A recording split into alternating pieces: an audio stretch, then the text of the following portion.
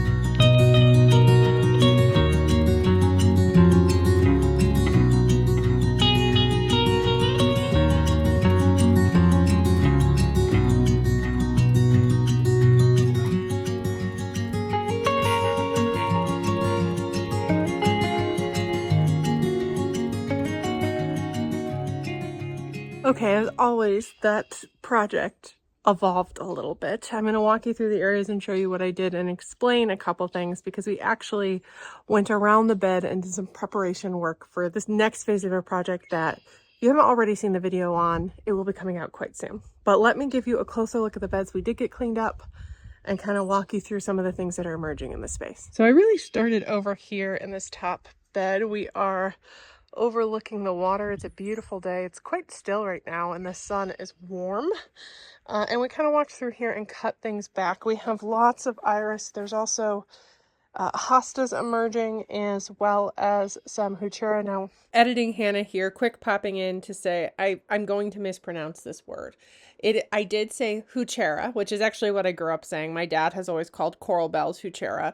I don't know if it's because he's British or if he's just always said it wrong his whole life, but the correct pronunciation is heuchera. In the US, you often hear heuchera because we don't really say the hue part, but I apologize. You're going to hear it a couple more times, and before everyone pops in and says, you said this wrong, I know, but I couldn't fix it after I said it. We'd actually started with 3 houttuniya. One died the first year, or the first winter. The second did not make it this year. So I'm hoping this guy really makes it, and then it can spread, and we can eventually divide and spread him back around. But I'm also puzzling. I'm going to have to look at some old videos because I know we have this, and this iris are separate from these iris. But I don't know if this right here is part of what we call the heritage iris. And some of these babies, I'm going to have to go look and see how many different types I planted and where, so that if these are the heritage, I can bring them back into alignment. We also have some really pretty Virginia bluebells putting on some buds. It'll be nice to show. We put these 2 bits here 2 or 3 years ago, and they've really spread out. We have tons of peonies coming through, as well as some really pretty primrose. I love these. So pretty. And then the hellebores are beginning to kind of enter the next color story. When they first emerged, they're really light and bright, kind of like this one. And then they darken over time. This is like a really old one. This is kind of like a mid-grade. But it's quite a stand that's healthy. We have lots of allium coming in. I didn't do this, but in a different video, my dad did come in and cut out all the dead in this. This is a Nico blue hydrangea. The sweet woodruff is coming back well. I cleared out a spot where we have another heuchera that was being choked out a tiny bit. Hopefully it recovers and fills in this space well. And then over here, there's lots of things happening. We have 3 houttuniya right here that are doing well, as well as 2 little pretty hyacinth that I think my mom got for Mother's Day one year, and I popped out here for her. What are those things called? Scabiosa. The scabiosa was very covered in leaves. I'm hoping this one is a giant one that I'm hoping now that it's been uncovered and cut back, it will take over, because here's another one right here that's looking really good. I actually would love to get a third and pop it like right there to kind of complete it, because from below it looks beautiful and it loves this spot as well. So we just kind of let things go. I didn't prune this rose at all. This is its 2nd year. I think it's a poet's wife. I'd have to go back and look. Really pretty yellow rose. We had another one here that died out, and we should be getting a replacement from David Austin Roses, where we bought it bare root last year because it failed to thrive, and they replaced it, which is great. The other thing is these allium. I don't know if you can see. We planted them 2 or 3 years ago, and I think we're going to get at least 2 blooms on a good number of them, which is exciting. So we look this way. There wasn't a lot to do. I cleaned up some more heuchera and then kind of cut back our lavender, as well as just got leaves out. We have a lot of baby lupins over here. We got this all cleared. I did do some grooming on, there's a couple different iris in here that were a little, they had some of their old growth and some winter burn as well. And then I cleaned up these guys, which are also big, beautiful stand of hellebores. These 2 are actually from Trader Joe's. I think they've done really well. We planted them maybe 2 years ago. Don't quite remember 100%. Around here, these were all completely encased in leaves, and it was like 2 feet high. Let me hop out there and show you. The leaves started here because this is a catchment area, especially with the deer netting. And this is what I did this in the first part, and there's 3, I think these are Heliopsis from my city garden. We moved them a number of years ago that got uncovered. The leaves kind of came to here, though there was some bits and bobs here. And then we started this project, which was backbreaking. My brother Sean came out and helped us with it. These are Tiger Lillies, also known as ditch lilies in our area. You've probably seen another video where we were starting some mitigation tactics. Our next step in the battle against houttuniya. There is houttuniya up in this patch, probably about halfway through, and so we had made the decision that we were going to completely remove this patch because they're a little voracious themselves and do the solarization method there. So I'll link that video if you haven't seen it, because we started in a different area, and this area is going to be next. So we continued on the spring cleanup and really just dug these out, which it's not 100% done. You can see, I don't know exactly what we're going to do with the ones that are climbing the rock wall.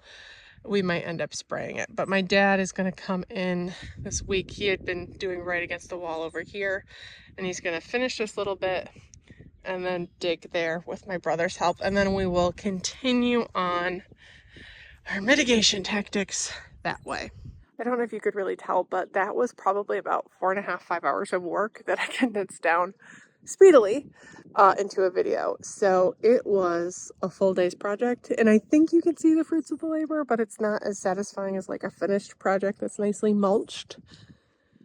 But progress was still made, and that's the important thing, especially because these are some of those projects we'd outlined last year and the year before that we wanted to get done, and their time has finally come. So I don't know what you guys are doing in your garden right now. I'm going to be headed back to the city soon and doing some clean up there. I'm not entirely, it's been interesting this spring since this is my first spring in a new house. I moved in the late fall, so I didn't know if there were any like bulbs or things like that.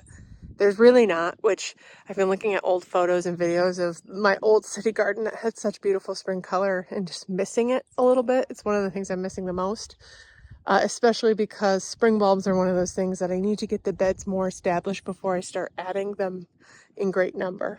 So for now, I'll have to come here and appreciate the spring color here, and then just look at some of those videos and know that that too shall come soon. So anyway, I really appreciate you joining me today. If you liked this video, please hit that thumbs up button and subscribe, and I can't wait to see you next time. Bye-bye.